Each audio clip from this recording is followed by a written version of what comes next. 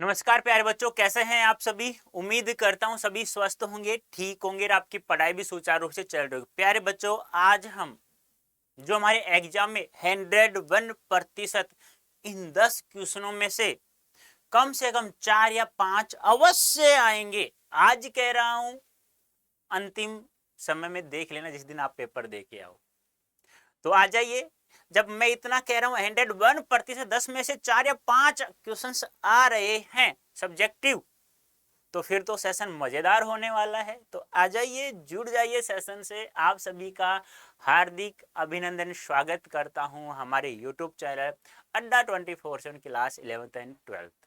तो प्यारे प्यारे बच्चों, जल्दी से सेशन से जुड़ जाओ। तो आज हम अभिव्यक्ति और माध्यम जो हमारी पुस्तक है, जहां से 20 नंबर के सब्जेक्टिव क्वेश्चंस पूछे जाएंगे। पता है ना आप लोगों को, 20 क्वेश्चन आएंगे, 20 नंबर के क्वेश्चन आएंगे यहाँ से। तो 4 या 5 तो मैं 10 ही क्वेश्चन, 10 ही प्रश्नों में मैं आपको करवा रहा हूं। तो पहला क्वेश्चन आपके सामने है, पत्रकार कितने तरह के होते हैं, नाम लिखिए। तो पत्रकार प्यारे बच्चों कितने तरह के होते हैं? 3 तरह के होते हैं, पूर्णकालिक, अंशकालिक और फ्रीलांसर। पूर्णकालिक को हम लोग नियमित के नाम से याद रखेंगे। अंशकालिक को जो स्ट्रिंगर जिसे कहा जाता है उसे हम निश्चित मानदेय के नाम पर याद रखेंगे, और फ्रीलांसर भुगतान के आधार पर। तो देख लीजिए, पूर्णकालिक ऐसा कर्मचारी, ऐसा पत्रकार जिसे नियमित वेतन मिलता है, नियमित वेतन भोगी को पूर्णकालिक पत्रकार। अंशकालिक जिसे स्ट्रिंगर भी कहा जाता है, एक निश्चित जिसे मानदेय प्राप्त होता है, उस कर्मचारी को अंशकालिक पत्रकार कहते हैं। ठीक है, हाँ ध्यान से समझना। फ्रीलांसर भुगतान के आधार पर, यानी इसका संबंध किसी पत्रकार से नहीं होता, बल्कि भुगतान के आधार पर अलग अलग के लिए लिखता है। यानी कि पूर्णकालिक को नियमित से याद रखना, ऐसे याद नहीं रहो तो ऐसे याद रखना पुनी। अब यहां भी पुनी तो नी यहां भी आ रहा है ना, तो थोड़ा और ट्रिक से याद रख लेना। ऐसे लिख लेना, पूरा पूर्ण है नियमित, पूर्ण है नियमित, बस ऐसे याद रखना। बस एक को याद रखना, दूसरा ऑटोमेटिक याद हो जाएगा। ठीक है, नंबर 1 क्वेश्चन आएगा, ये ध्यान रखना, पहले बता रहा हूं, आएगा तो आएगा। फीचर क्या है? ये तो आएगा, ध्यान रखना। 101% आएगा, ध्यान रखना। फीचर क्या है? फीचर एक सुव्यवस्थित, आत्मनिष्ठ, एक सृजनात्मक लेखन है, जिसका प्रयोग पत्रकार पाठकों को शिक्षित और सूचना देने का कार्य करने के साथ साथ इसका मुख्य कार्य होता है पाठकों का मनोरंजन करना। इसमें जो पत्रकार फीचर लिखता है वह इसमें अपने विचारों का प्रयोग भी कर सकता है। सामान्यतः समाचार लिखते समय कोई पत्रकार अपने विचारों का प्रयोग नहीं कर सकता, लेकिन इसमें कर सकता है।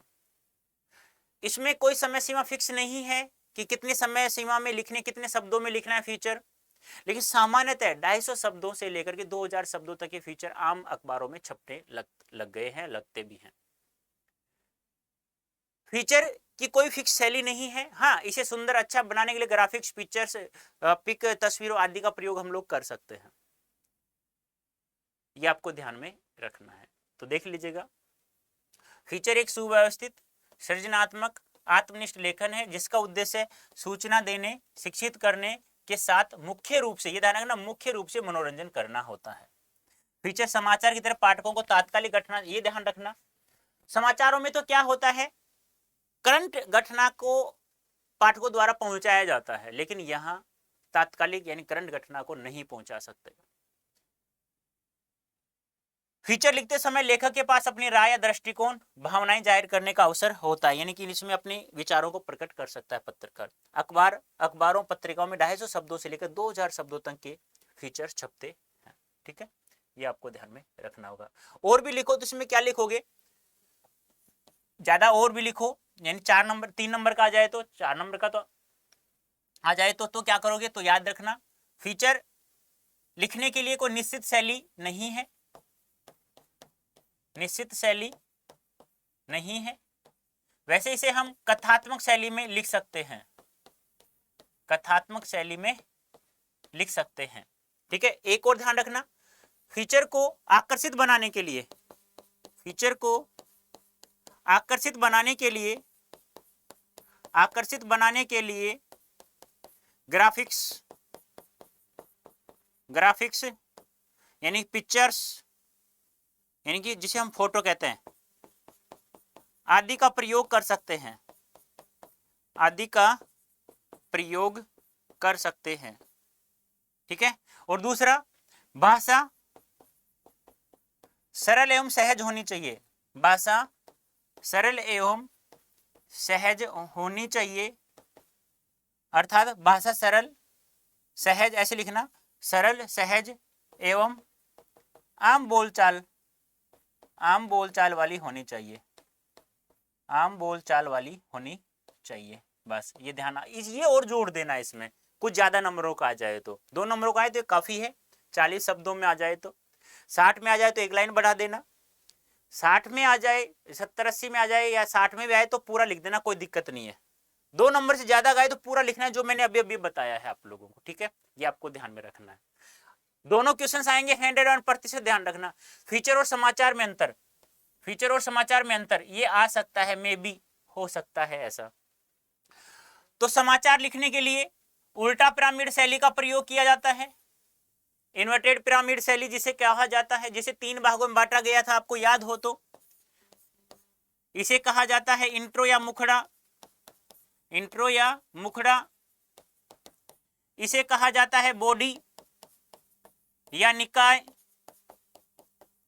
इसे कहा जाता है समापन। और जो 6 ककार होते हैं, उन 6 ककारों में अंतिम 2 ककार कौन कौन से, क्यों और कैसे, ये 2 ककार होते हैं, विवरणात्मक व्याख्यात्मक विश्लेषणात्मक ककार होते हैं। इन दोनों का प्रयोग उल्टा पिरामिड शैली के अंतिम दोनों भागों में किया जाता है, जिसे हम लोग निकाय और समापन कहते हैं। और प्रथम 4 ककारों का प्रयोग हम लोग इंट्रो या बॉडी में करते हैं। कौन, कब, कहां, इनका प्रयोग हम लोग वहां करते हैं। कैसे, सॉरी कैसे इसमें आ गया। ठीक है, तो ये ध्यान रखना। देखो इसमें भी निश्चित शैली का, सॉरी इसमें भी निश्चित शब्द नहीं होते हैं, इसमें भी नहीं होते हैं। अंतर बस यही है, ये आपको ध्यान में रखना है। इसमें पत्रकार अपने विचारों को प्रविष्ट नहीं करा सकता, नहीं लिख सकता, इसमें लिख सकता, अपनी राय दे सकता है। कभी समाचार में रिपोर्टर को अपने विचारों को डालने की स्वतंत्रता नहीं होती, अभी बताया था। जबकि फीचर में लेखक को अपनी राय, दृष्टिकोण, भावनाओं को जाहिर करने का अवसर होता है। समाचार उल्टा पिरामिड शैली में लिखे जाते हैं, जबकि फीचर लेखन की कोई सुनिश्चित शैली नहीं होती है। फीचर में समाचारों की तरह शब्दों की सीमा नहीं होती है। आमतौर पर फीचर समाचार रिपोर्ट से बड़े होते हैं। फीचर प्राय अखबारों, पत्रिकाओं में 250 से 2000 शब्दों के फीचर छपते हैं। और भी जोड़ो तो लिख सकते हैं। वैसे हम फीचर लिखने के लिए कथात्मक शैली का प्रयोग कर सकते हैं, कथात्मक शैली का प्रयोग कर सकते हैं। यहाँ पे, कहाँ पे, यहाँ पे कोई सुनिश्चित शैली नहीं होती, लेकिन हम इसे कथात्मक शैली में लिख सकते हैं, कथात्मक शैली में लिख सकते हैं। देखो, मैं आप कहोगे सर ये भी लिख देते जो आप बता रहे हो, मैं ये लिख देता तो फिर आपको याद ही क्या रहता कि सर ने क्या लिखा था। पीडीएफ तो चलो मिल जाएगी, चलो मैं आज कह रहा हूँ पीडीएफ मिल जाएगी और मिल भी जाएगा 24/7 ऐप पर, लेकिन फिर आपको याद कैसे रहेगा? जो शब्द मैं बोल रहा हूं वो याद भी तो होना चाहिए ना प्यारे प्यारे बच्चों। प्यारे प्यारे के साथ साथ दिमाग में चलाना है, हमें 100 में से 100 नंबर लेना है आपकी बार। अपना भी नाम रोशन करना है, माता पिता का भी करना है और साथ में आपके राजेंद्र सर का भी करना है, जो आप लोगों के लिए मेहनत कर रहे हैं। ठीक है, चलो आगे देखता हूँ, ज्यादा भावुक मत हो आजकल। विशेष रिपोर्ट कितने प्रकार के होते हैं लिखिए। देखो विशेष रिपोर्ट क्या होता है? सामान्य रिपोर्ट जो होती है जिसमें गहरी छानबीन नहीं की जाती और जिसमें गहरी छानबीन की जाती है उसे विशेष रिपोर्ट कहते हैं। और विशेष रिपोर्ट जो रिपोर्ट होता है वह प्रमुख रूप से हम कह सकते हैं 4 प्रकार का होता है। खोजी रिपोर्ट जिसे इन्वेस्टिगेटिव रिपोर्ट कहा जाता है, इन डेप्थ रिपोर्ट, और एक होता है विश्लेषणात्मक रिपोर्ट और एक होता है प्यारे बच्चों विवरणात्मक रिपोर्ट। अब देखो खोजी या इन्वेस्टिगेटिव रिपोर्ट क्या होता है? ऐसी सूचना जो सार्वजनिक रूप से पहले उपलब्ध नहीं थी उसके बारे में गहरी छानबीन करना, जिसका प्रयोग हम लोग भ्रष्टाचार, अनियमितताएं, गड़बड़ियों आदि में प्रयोग करते हैं। इन डेप्थ रिपोर्ट जो वह रिपोर्ट होती है जो सार्वजनिक रूप से पहले से उपलब्ध है उसके बारे में गहरी छानबीन करना। विवरणात्मक रूप विस्तृत रूप से व्याख्या करना, विश्लेषण व्याख्या पर जोर देना। बस ये ध्यान रखना, विश्लेषण व्याख्या पर जोर और विवरणात्मक में बारीकी से विस्तृत रूप से चर्चा करना। देखो 4 प्रकार होते हैं। खोजी या इन्वेस्टिगेटिव रिपोर्ट। खोजी रिपोर्ट में रिपोर्टर मौलिक शोध व छानबीन के जरिए ऐसी सूचनाएं तथ्य सामने लाता है जो सार्वजनिक तौर पर उपलब्ध नहीं है। ये ध्यान रखना, सार्वजनिक तौर पर पहले से उपलब्ध नहीं है। अंतर, खोजी रिपोर्ट का इस्तेमाल भ्रष्टाचार, अनियमितताओं, गड़बड़ियों आदि में उजागर करने के लिए किया जाता है। ये आपको ध्यान में रखना होगा। नंबर 2 है इन डेप्थ रिपोर्ट। ऐसी सूचना जो सार्वजनिक तौर पर पहले से उपलब्ध तथ्यों की गहरी छानबीन की जाती है, यानी पहले से उपलब्ध है उसके बारे में गहरी छानबीन करना। ठीक है, ये आपको ध्यान में रखना है। और उसके आधार पर किसी घटना, समस्या या मुद्दे से जुड़े महत्वपूर्ण तथ्यों को पाठकों के सामने लाया जाता है। फिर है विवरणात्मक या विश्लेषणात्मक। विश्लेषणात्मक ध्यान रखना, एक तो विश्लेषणात्मक विश्लेषण नाम ध्यान रखना, और दूसरा व्याख्या ध्यान रखना है आप लोगों को, बस ज्यादा नहीं। इसमें किसी घटना या समस्या से जुड़े तथ्यों के विश्लेषण आ गया तथा व्याख्या पर जोर दिया जाता है।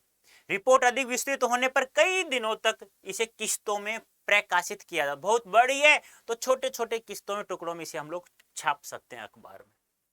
विवरणात्मक रिपोर्ट, इसमें किसी घटना या समस्या को विस्तृत और बारीकी से, ध्यान रखना, विवरणात्मक विस्तृत और बारीकी, विश्लेषणात्मक विश्लेषण और व्याख्या पर जोर दिया जाता है। ठीक है, ये होगी हमारी विशेष रिपोर्ट। नेक्स्ट है बीट रिपोर्टिंग, विशेषीकृत रिपोर्टिंग में अंतर बताइए। बीट रिपोर्टिंग जो करता है, जो सामान्य घटनाओं को छापता है, जिसमें जिसकी दिलचस्पी होती है और सामान्य जानकारी हो, उस रिपोर्ट को छाप देना बीट रिपोर्टिंग कहलाता है। बीट इसे मीडिया की भाषा में कहते हैं। बीट को वैसे हम किसी भी क्षेत्र में जिसमें गहरी जानकारी होती है, जो दिलचस्पी होती है पत्रकार की, उसे बीट कहा जाता है। बीट रिपोर्टिंग करने वालों को संवाददाता और विशेषीकृत रिपोर्टिंग करने वालों को विशेष संवाददाता के नाम से जाना जाता है। बीट रिपोर्टिंग, बीट रिपोर्टिंग के लिए संवाददाता में उस क्षेत्र की जानकारी और दिलचस्पी होना पर्याप्त है। इसके अलावा एक बीट रिपोर्टर को आमतौर पर अपनी बीट से जुड़ी सामान्य खबरें ही लिखनी होती है। ये भी ध्यान रखना। विशेषीकृत रिपोर्टिंग, विशेषीकृत रिपोर्टिंग के लिए संवाददाता को सामान्य खबरों से आगे बढ़कर उस विशेष क्षेत्र विशेष जुड़ी घटनाओं, मुद्दों, समस्याओं का बारीकी से विश्लेषण कर पाठकों के लिए उसका अर्थ स्पष्ट करना होता है। मैंने कहा बीट कवर करने वाला को संवाददाता और विशेषीकृत रिपोर्टिंग करने वाले को विशेष संवाददाता कहा जाता है।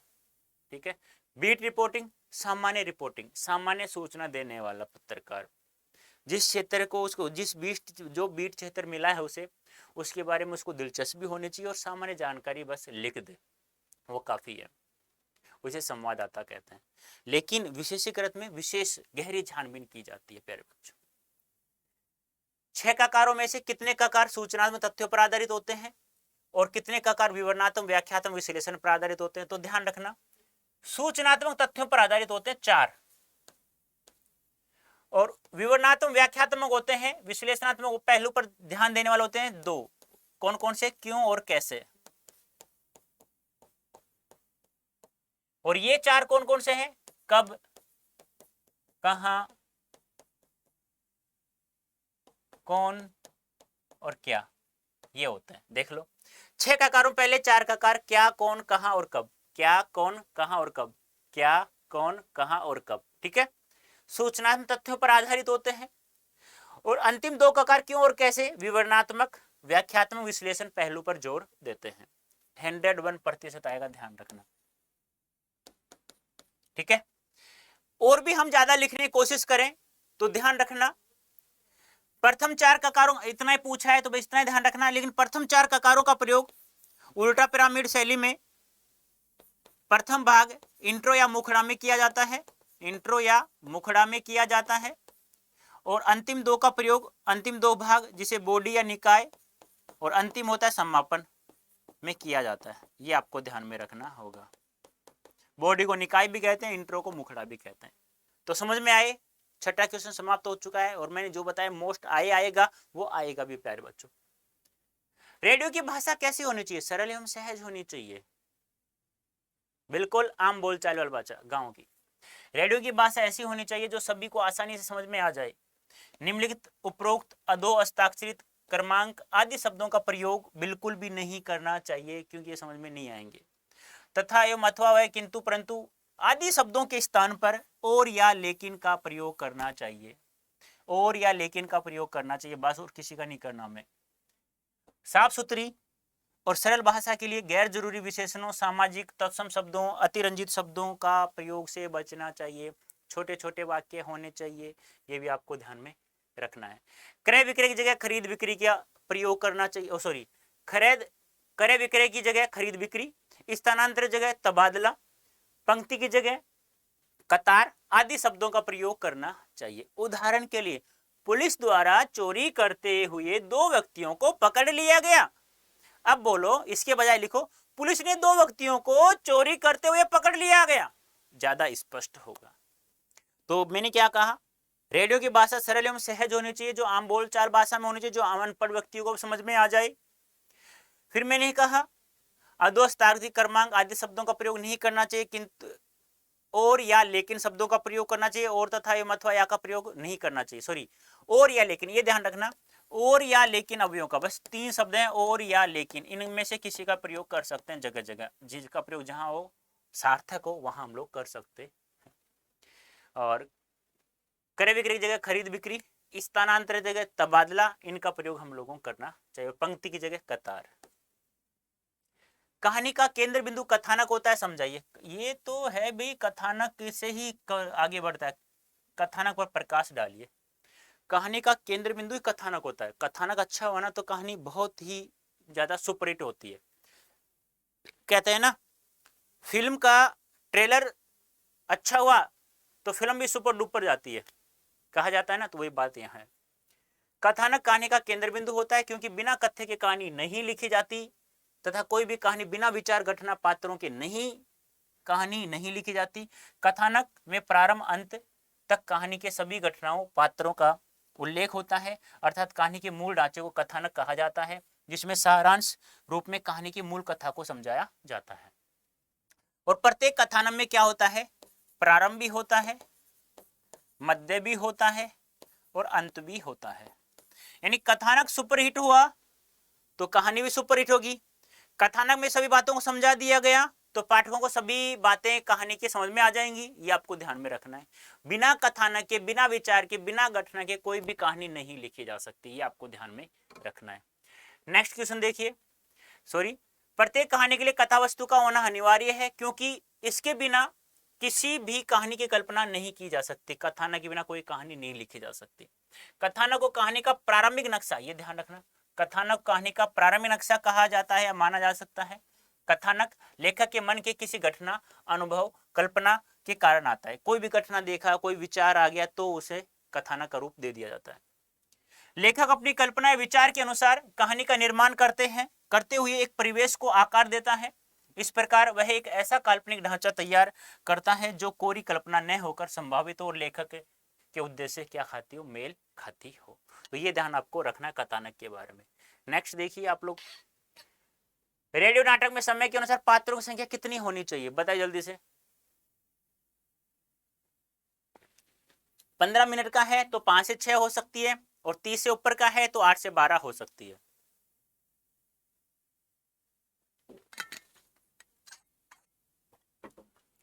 रेडियो नाटक में समय के अनुसार पात्रों की संख्या सीमित होती है। 15 मिनट का है तो 5 से 6 होती है। 30 से 40 मिनट का है तो 8 से 12 हो सकती है। और यदि 1 घंटे से ऊपर का है तो 15 से 20 हो सकती है।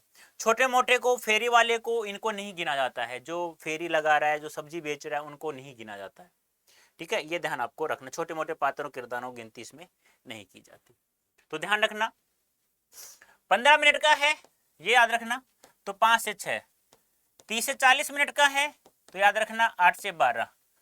1 घंटे से ऊपर का, 1 घंटे का है तो ध्यान रखना 15 से 20। ये आपको ध्यान में रखना है। ठीक है, छोटे मोटे को नहीं गिना जाता। कहानी में द्वंद्व के महत्व के बारे में बता। द्वंद्व से तो आगे सब कुछ बढ़ता ही है। द्वंद्व होगा तभी तो संवाद अच्छा सा होगा। कहानी का केंद्र बिंदु कथानक होता है, उसी प्रकार कहानी में द्वंद्व का होना अत्यंत अत्यंत महत्वपूर्ण है। जिस प्रकार व्यापार के लिए विज्ञापन की आवश्यकता होती है, विज्ञापन लिखना सीखेंगे हम लोग। जिस पर किसी व्यापार को आगे बढ़ाना है तो हमें विज्ञापन छपवाना चाहिए। द्वंद्व कथानक को आगे बढ़ाता है। ध्यान रखना, कथानक को आगे कौन बढ़ाता है, द्वंद्व ही बढ़ाता है, तथा कहानी में रोचकता बनाए रखता है। द्वंद्व दो विरोधी तत्वों का टकराव या किसी की खोज में आने वाली बाधाओं तथा अंतर्द्वंद के कारण पैदा होता है। कहानी की जो शर्त होती है वह नाटकीय ढंग से अपने उद्देश्य को पूरा करते हुए समाप्त हो जाए, यह द्वंद्व के कारण ही पूर्ण होता है। लेखक कथानक के द्वंद्व के बिंदुओं को जितना स्पष्ट रखेगा, कहानी भी उतनी ही सफलता से आगे बढ़ेगी। अतः स्पष्ट है कि कहानी में द्वंद्व का अत्यधिक महत्व होता है। बिना द्वंद्व के कथानक आगे नहीं बढ़ सकता। कहानी में रोचकता लानी है तो द्वंद्व होना है, कहानी में मनोरंजन पूर्ण करना है तो द्वंद्व होना चाहिए। तो समझ गए होंगे, रटना नहीं है, जो समझा रहा हूँ बस वही समझ में। बस एक और है, छोटा सा क्वेश्चन है, उल्टा पिरामिड शैली में समाचार लेखन किस प्रकार किया जाता है? तो सर्वाधिक समाचार लिखने के लिए सर्वोत्तम शैली कौन सी है? उल्टा पिरामिड शैली, इन्वर्टेड पिरामिड शैली। उल्टा को इन्वर्टेड कहा जाता है। समाचार लिखने के लिए सर्वाधिक लोकप्रिय शैली उल्टा पिरामिड शैली है। इस शैली महत्वपूर्ण तथ्य को सबसे पहले लिखा जाता है। समाचार लेखन की उल्टा पिरामिड शैली के अंतर्गत लिखे गए समाचारों को सुविधा की दृष्टि से 3 भागों में विभाजित किया जा सकता है। कौन कौन से हैं वो यहाँ हम लोग बांट देते हैं 3 ऐसे। इसे कहा जाता है, नहीं समझ में आता यहाँ लिख देता हूँ, इसे कहा जाता है इंट्रो या मुखड़ा, बार बार बता चुका हूँ पहले भी। इसे कहा जाता है बॉडी या निकाय, इसे कहा जाता है समापन। और उल्टा पिरामिड शैली में क्लाइमैक्स जो होता है वो सबसे शुरू में ही लिख देते हैं हम लोग। इसमें 3 या 4 ककारों का प्रयोग कर सकते हैं। इंट्रो या मुखड़ा, समाचार अथवा खबरें एक विशेष शैली में लिखी जाती हैं जिसके अंतर्गत सबसे महत्वपूर्ण तथ्य सूचना को सबसे पहले प्रारंभ के अनुच्छेद में लिखा जाता है। इस प्रकार प्रथम पैराग्राफ में दी जा रही जानकारियों को इंट्रो या मुखड़ा कहा जाता है। इंट्रो में समाचार के संबंध में क्या, कब, कहां और कैसे के ककारों का जवाब देना आवश्यक है। मैंने कहा ना, किसी भी खबर की प्रथम 3 या 4 या 2, 3, 4 लाइनें होती हैं, उसमें प्रथम 3 या 4 ककारों का प्रयोग कर सकते हैं। कौन कौन से? क्या, कब, कहां और कौन। और बॉडी और समापन में हम लोग 2 क्यों और कैसे का प्रयोग करते हैं। बॉडी या निकाय और समापन। इसमें समाचार के बाद दूसरे पैराग्राफ में कम महत्वपूर्ण सूचनाएं, तथ्यों को लिखा जाता है। इसमें बॉडी या निकाय, जिसे बॉडी या निकाय कहा जाता है। समाचार के इस भाग में 6 ककारों में से 2 ककारों क्यों और कैसे का जवाब देने की कोशिश की जाती है। एक बात हमेशा ध्यान रखना, समाचार लिखने की सर्वोत्तम शैली उल्टा पिरामिड शैली है, जिसे 3 भागों में बांटा गया है। पहला है इंट्रो या मुखड़ा, इसमें क्लाइमैक्स यानी कहानी का मूल कथन पहले लिखा जाता है और फिर कम कथन जो कम महत्वपूर्ण होता है वो बॉडी में, फिर उससे कम कथन है जो निकाय उसमें समापन में लिखा जाता है। तो प्यारे बच्चों, ऐसे ही क्वेश्चंस आपको और अच्छे और भी चाहिए, बहुत बढ़िया बढ़िया चाहिए, तो आपको Y323 कोड यूज करके आप लोग हमारे निश्चय बैच में आ जाइए। और सॉरी 12th है तो आज आप हमारे जो पेड बैच हैं उनसे जुड़ जाइएगा और अब की बार 100% मार्क्स प्राप्त करना। यदि आप लोग पावरफुल अंग्रेजी सीखना चाहते हैं बोलना, तो आपको कोड यूज करना होगा Y323। तो प्यारे बच्चों, ये कोड बहुत ही लाभदायक होगा आपके लिए, याद रखना है Y323। ये कोड आप यूज करते हो, हमारे पेड बैच से ज्वाइन करते हो तो आपको मैक्सिमम डिस्काउंट प्राप्त होगा। तो ध्यान रखना, भूलना नहीं इसे। अब आपको पीडीएफ चाहिए, PYQ चाहिए, MCQ चाहिए, सब कुछ फ्री ऑफ कॉस्ट चाहिए, तो अंडा 24/7 डाउनलोड कर लीजिए प्यारे बच्चों प्ले स्टोर से। अब आप पढ़ कहाँ रहे हो? अड्डा 24/7 क्लास 11th एंड 12th में, जहां सभी सब्जेक्ट की क्लासेस समय समय पर आपको फ्री ऑफ कॉस्ट मिल रही हैं। तो आए सेशन आपको अच्छे लगते हैं, इतने दमदार लगते हैं, मजबूत लगते हैं कि आपको लगता है कि हाँ, अब की बार हमें प्रत्येक सब्जेक्ट में 100 में से 100 नंबर प्राप्त करवा देगा अड्डा। तो आप लोग सेशन को लाइक वगैरह आप लोग देख लीजिए, लेकिन कमेंट जरूर करिएगा कैसा सेशन लगा। तो प्यारे बच्चों, अभी के लिए इतना ही, धन्यवाद, थैंक यू सो मच।